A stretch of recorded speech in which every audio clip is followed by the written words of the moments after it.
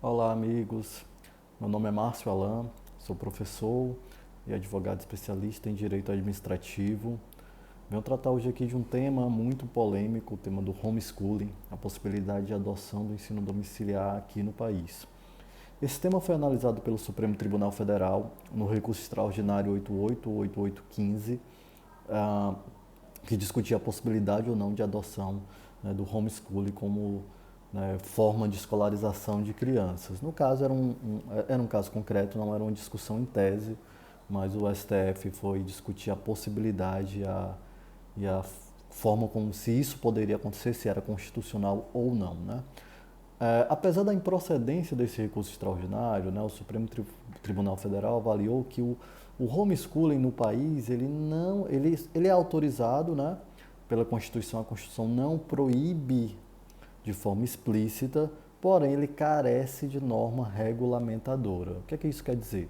O Estado tem que criar uma norma regulando como se dá o homeschooling, né, e como isso pode ser adotado. Até porque tem que haver, obviamente, fiscalização do poder público. Senão a gente descumpre, né, o comando constitucional a partir do artigo 206 da educação como direito de todos e dever do Estado, né? O direito à educação ele é visto como um direito que tem que ser garantido pelo Estado. Nós temos uma faixa de escolarização obrigatória, ou seja, significa todos naquela faixa têm que estar na escola, que é de 4 a 17 anos. Então, essa é a faixa obrigatória. Você não pode escolher não estar estudando. Existe uma faixa que não é obrigatória para a escola? Sim, 0 a 3 anos, que é justamente a creche. Essa primeira etapa da educação infantil, é possível que os pais fiquem com as crianças em casa, entendam que não é o momento ainda de ir para a escola. São crianças pequenininhas, 0 a 3 anos.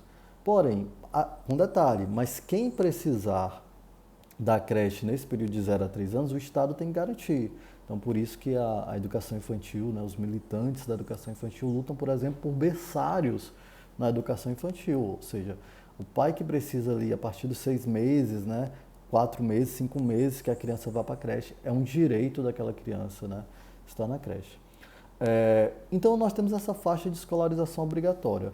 Qual é a questão, então, afeta, né, ao homeschooling e ao ensino domiciliar? Primeiro, a educação brasileira, como dever do Estado, direitos de todos, ela parte de um princípio democrático, ela parte de uma base comum curricular, né, que todos têm que ter acesso.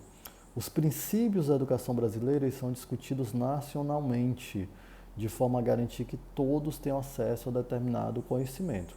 E aí nós vamos juntar essa decisão do homeschooling com a decisão que discute, por exemplo, a possibilidade do ensino religioso, né, no país. Então, olha só, que aí eu tenho outro viés. O ensino religioso, o STF autorizou, né, o ensino, digamos assim, a partir de um determinado enfoque religioso, né? E isso nos traz uma reflexão, porque eu poderia criar escolas domiciliares, né, um regime domiciliar que ele é totalmente apenas, né, doutrinário, do ponto de vista de um determinado fenômeno, de um determinado fenômeno religioso. Isso é muito delicado, justamente porque a educação brasileira ela tem que formar para a cidadania, para o trabalho. Se ela tem que formar para a cidadania e o trabalho, obviamente que ela tem que partir de um conteúdo que é democraticamente discutido. Como é que eu vou aferir isso no homeschooling? Essa é uma primeira discussão. Segunda discussão é que existe um direito da criança que é o direito à convivência comunitária. E aí essa questão está muito afeta, principalmente ao convívio escolar. Para a criança, o contato comunitário por excelência é a escola, além do seu vínculo familiar. Então, esse é outro direito que está em discussão. Então, qualquer debate sobre homeschooling tem que levar em conta o quê? Padrão, conteúdo mínimo curricular, discutido democraticamente, significa uma obediência ao pacto democrático, inclusive quanto à educação. Segundo ponto, o direito à convivência comunitária das crianças, isso é muito importante. E aí, o ensino do homeschooling, ensino domiciliar, ele é autorizado ou não no país? Então, ele carece de norma regulamentadora. Estão surgindo normas estaduais, né, e municipais, acho que Espírito Santo, Paraná já tem. Inclusive com autorização de professores no local, que é até um pouco diferente de outras experiências que os pais assumem essa tarefa, né?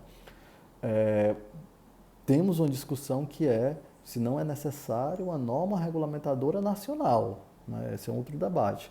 Normas municipais, estaduais podem estar criando modelos de escolarização, né, paralela ao modelo previsto na Constituição Federal, na Lei de Diretrizes e Bases? Entendo que não, entendo que essa competência ela tem que ser, né, federal, de uma lei nacional que estabeleça isso. E por fim, é muito importante destacar que todos os estudos desse período da pandemia, eles indicam, né, a necessidade dessa convivência das crianças com outras, né?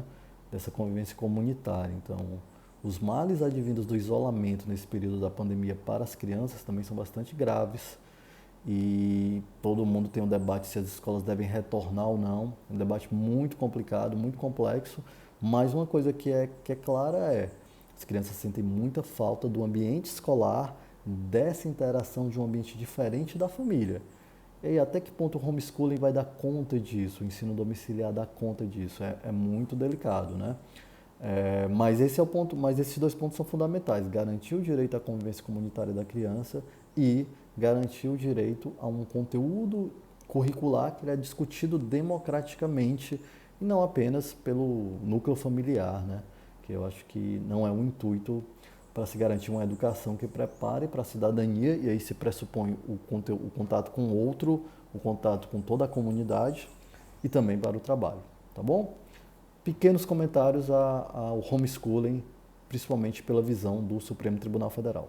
Abraço.